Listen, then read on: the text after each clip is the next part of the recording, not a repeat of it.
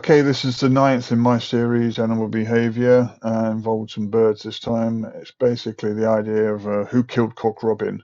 Now, the picture obviously involves these two robins looking very curiously at their offspring, assuming it's the offspring because these are the parents, male and female, and it's a cuckoo. But the idea, what cuckoos do is they cheat and convince their hosting parents that they are actually the bird's offspring, the real offspring. And this cuckoo here is trying even harder by putting on that very familiar red breast of the robins to convince them even more that he's actually the real thing, and trying to prove the fact that that they're actually they are the parents, and that's where the idea came from. Who killed Cock Robin, and came turned into Cock Robin.